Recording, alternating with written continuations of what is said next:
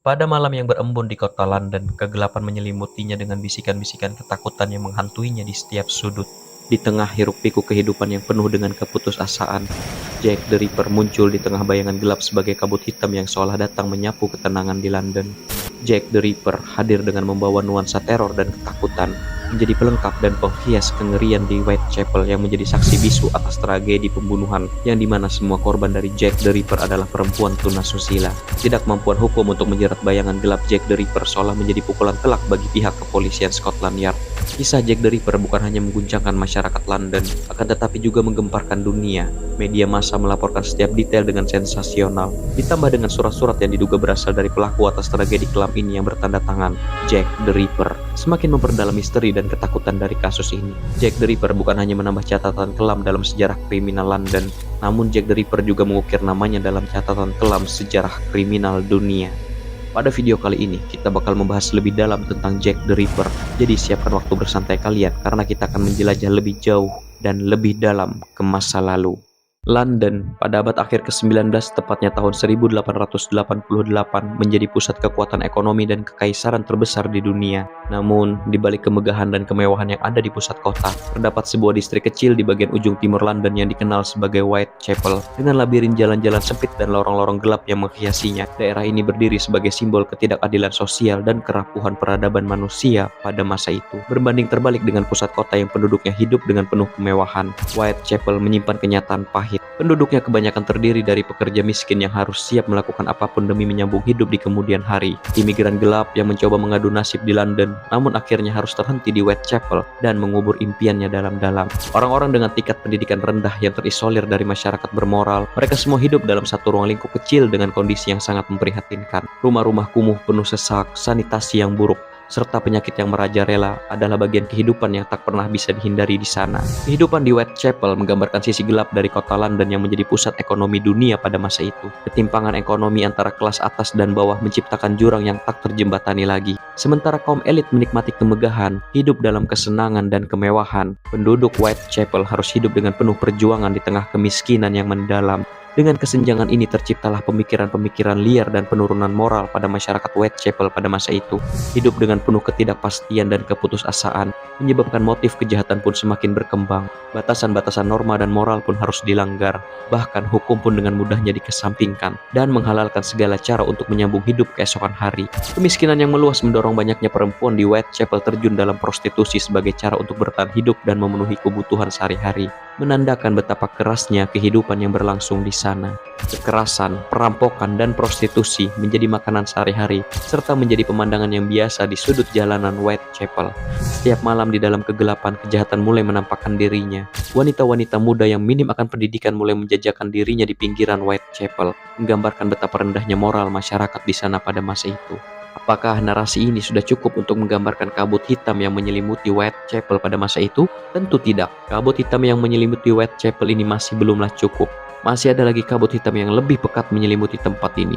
Jack the Ripper muncul dan beraksi di tempat yang semula sudah penuh kekacauan ini, menghadirkan sebuah kisah kelam tentang pembunuhan berantai yang muncul dari bayang-bayang malam. Jack the Ripper menebarkan teror sehingga menambah ketegangan dan kengerian yang terjadi di Whitechapel dengan serangkaian aksi brutal yang belum terpecahkan. Whitechapel dengan latar belakang yang penuh kegelapan dan keputusasaan seolah menjadi sebuah panggung megah dan sempurna untuk Jack the Ripper memainkan perannya. 11 pembunuhan yang terjadi di Whitechapel yang dimulai pada tanggal 3 April 1888 sampai 13 Februari 1891 menjadi fokus utama para penegak hukum di London yang dikenal sebagai pembunuhan Whitechapel. Terdapat banyak spekulasi dan pendapat apakah semua pembunuhan ini saling berkaitan, akan tetapi 5 dari 11 korban pembunuhan Whitechapel yang dikenal sebagai Canonical Five atau 5 kanonis diyakini sebagai hasil karya Jack the Ripper karena sebagian besar korbannya memiliki kesamaan dari sisi luka di tenggorokan, mutilasi pada wajah, perut, serta organ intim, dan ada 3 korban yang organ dalamnya hilang. Semuanya diyakini sebagai metode membunuh khas Jack the Ripper. 2 kejadian awal pembunuhan Whitechapel memang tidak terlalu dikaitkan dengan Jack the Ripper. Ini dikarenakan keduanya tidak tidak memiliki metode yang sama. Emma Elizabeth Smith ditemukan pada pagi hari tanggal 3 April 1888 dalam kondisi sekarat. Meskipun sempat dibawa ke London Hospital, namun Emma tidak terselamatkan.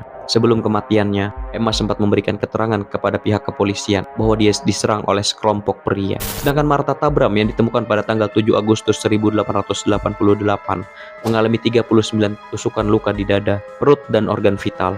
Luka-lukanya tidak menunjukkan tanda-tanda sayatan seperti yang ditemukan pada korban Jack the Ripper yang lain.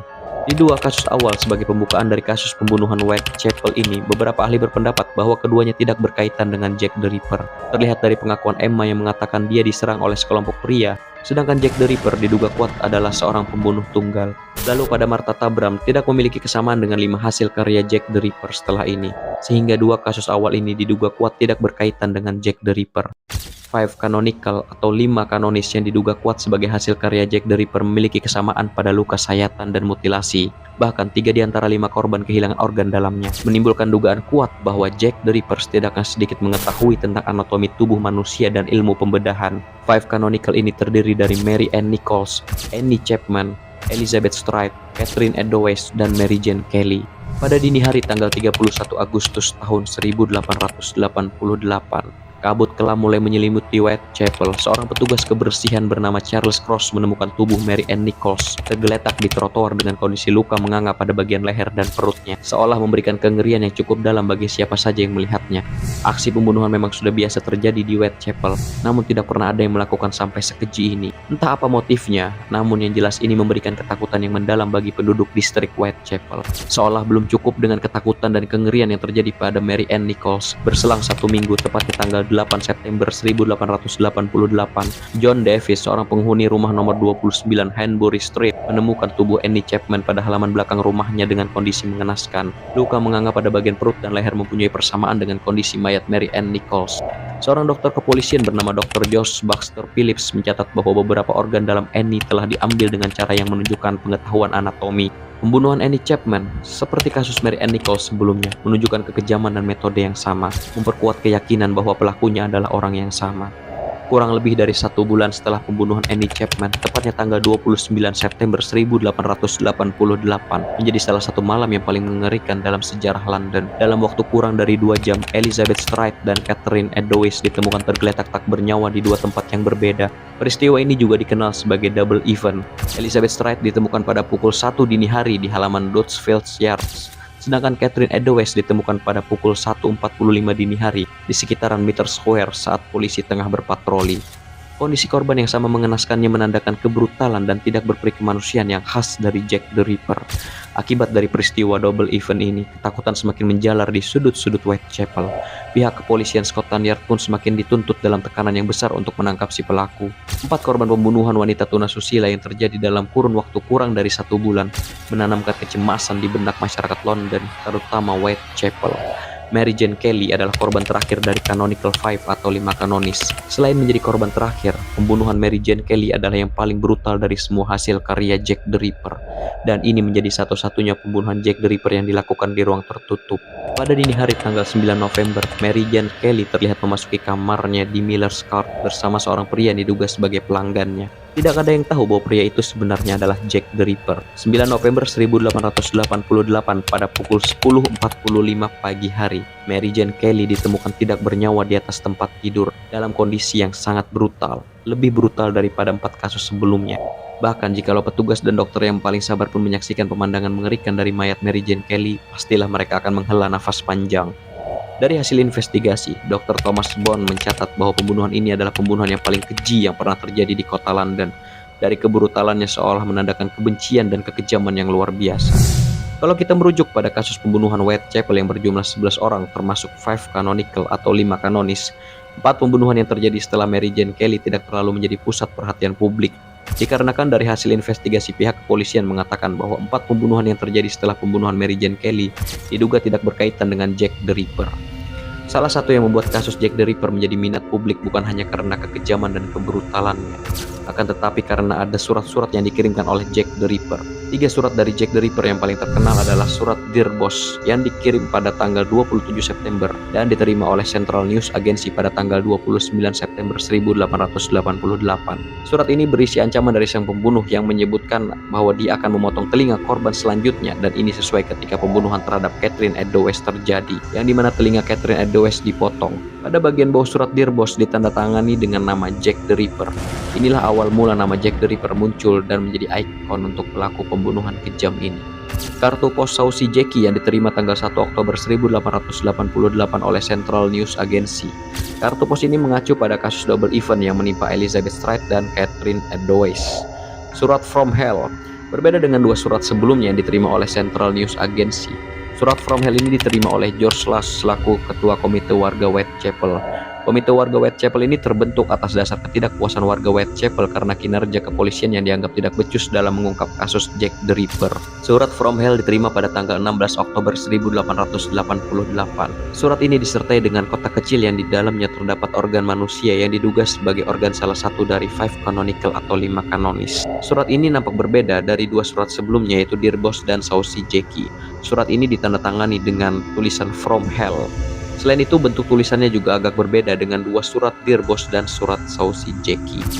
Surat-surat ini seolah menjadi bumbu pelengkap yang menambah unsur misteri dan teror di dalam gelapnya kasus Jack the Ripper. Meskipun ada banyak spekulasi yang mengatakan bahwa surat ini palsu dan hanya dibuat oleh seorang wartawan untuk meningkatkan minat publik pada masa itu. Meskipun kita tidak bisa mengesampingkan kengerian dan kebrutalan yang menjadi ciri khas Jack the Ripper terhadap korban-korbannya. Teror yang dibawa Jack the Ripper ke Whitechapel membangun rasa takut dan kecemasan yang mendalam bagi warga London. Tim investigasi khusus yang dipimpin oleh Inspektur Frederick Aberline pun dibentuk. Dengan keterbatasan petunjuk serta kurangnya teknologi forensik pada masa itu, ditambah dengan tekanan besar dari masyarakat London yang menginginkan secercah cahaya di balik kegelapan kasus ini, tim khusus ini harus berpacu dengan waktu dan mengeluarkan ekstra tenaga untuk menguak misteri gelap di dalam kasus ini. Investigasi kepolisian pada kasus Jack the Ripper bukan hanya sekedar upaya untuk menangkap seorang pembunuh, akan tetapi ini adalah sebuah pencarian makna di tengah kekacauan. Ratusan saksi dikumpulkan dari setiap sudut Whitechapel. Setiap petunjuk pun dianalisis dengan seksama. Polisi tidak hanya mencari jejak fisik sang pembunuh, tetapi juga berusaha memahami kegelapan yang menggerakkan tindakan dari Jack the Ripper. Dalam setiap luka yang ditemukan pada tubuh korban, ada pertanyaan mendalam tentang sifat kekejaman manusia yang melampaui batas moralitas. Beberapa ahli pun mulai mencoba melakukan pendekatan secara psikologis dan mengemukakan pendapat terkait motif dari tindak kejahatan yang dilakukan oleh Jack the Ripper. Seperti Dr. Thomas Bond, seorang ahli bedah yang memberikan profil psikologis pertama tentang Jack the Ripper, mengatakan adanya kemungkinan bahwa pembunuh memiliki dorongan seksual yang sadis. Bond juga percaya bahwa mutilasi menunjukkan kepuasan seksual yang diperoleh dari kekuasaan dan kontrol atas korbannya. Lalu ada pendapat dari Dr. David Cantor, seorang psikolog kriminal, menekankan bahwa pembunuh kemungkinan besar memiliki kebencian yang mendalam terhadap wanita, khususnya wanita tunasusila. Cantor juga berpendapat bahwa motif pembunuh bisa berakar pada trauma atau penolakan oleh wanita di dalam hidupnya.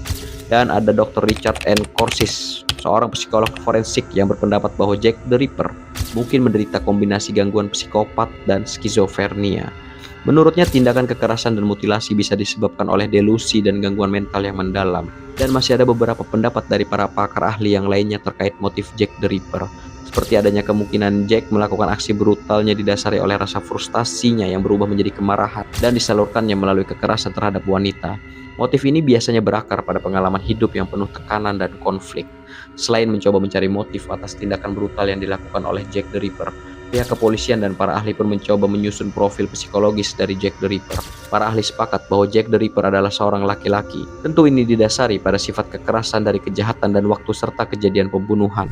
Dari prediksi usianya, para ahli memperkirakan Jack the Ripper berkisar antara usia 25-35 tahun selama periode pembunuhan, mengingat tingkat kekuatan fisik dan mobilitas yang diperlukan untuk melakukan kejahatan tersebut. Dan pada kondisi penemuan mayat korban 5 canonical atau 5 kanonis, dapat disimpulkan bahwa Jack the Ripper mengetahui soal soal anatomi tubuh dan ilmu pembedahan.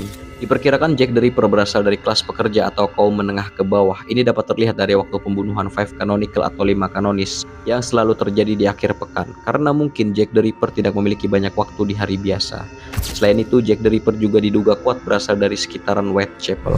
Ini didasari dari kemampuannya dalam berbaur dan mengenali area tempatnya melakukan aksi kejahatan.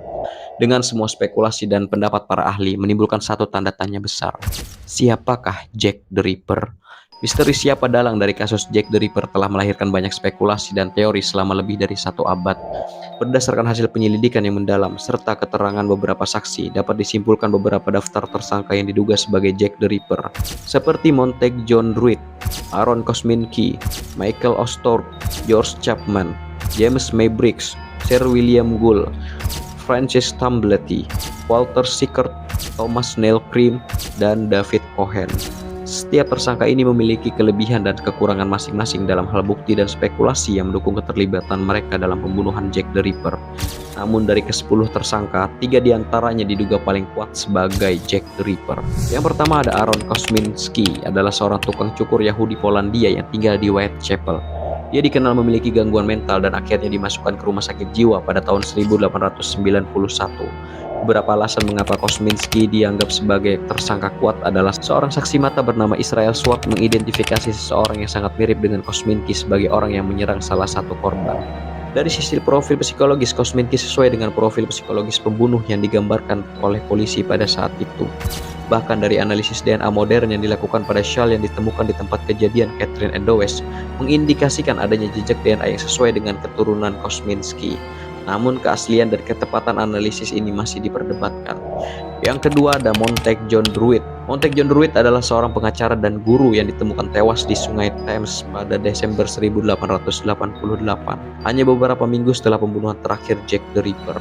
Alasan mengapa Druitt dianggap sebagai tersangka kuat dikarenakan waktu kematian Druitt yang terjadi segera setelah pembunuhan terakhir menimbulkan spekulasi bahwa dia adalah seorang pembunuh yang mengakhiri hidupnya sendiri. Druitt diduga mengalami gangguan mental sebelum kematiannya yang mungkin sesuai dengan profil psikologis dari seorang pembunuh berantai. Yang ketiga ada Francis Tamblety. Dia adalah seorang dokter Amerika yang diketahui membenci wanita, khususnya wanita tunasusila. Dia berada di London selama periode pembunuhan dan ditangkap karena perilaku mencurigakan. Alasan mengapa Tamblety dianggap sebagai tersangka kuat karena dia memiliki catatan panjang tentang kebenciannya terhadap wanita yang sesuai dengan profil psikologis dari Jack the Ripper. Dia juga berada di London selama periode pembunuhan dan melarikan diri ke Amerika Serikat setelahnya. Meski dengan serangkaian pencarian panjang, identitas Jack the Ripper tetaplah menjadi misteri hingga saat ini. Upaya pihak kepolisian pun pada akhirnya tidak membuahkan hasil. Jack the Ripper tetap menjadi bayang-bayang dalam kegelapan di kota London. Bahkan sampai hari ini, Jack the Ripper mengukir sejarah kriminal paling kelam di kota London. Kemunculannya di tengah-tengah masyarakat Whitechapel yang tengah kacau balau dan kehilangan moral, seolah menjadi pengingat tentang betapa rapuhnya manusia dan menjadi teguran keras atas ketidakadilan sistem sosial yang terjadi di London pada masa itu. Tragedi ini menjadi luka kelam dan sebagai teguran atas runtuhnya moralitas manusia dan keterbatasan hukum. Sekian dan terima kasih.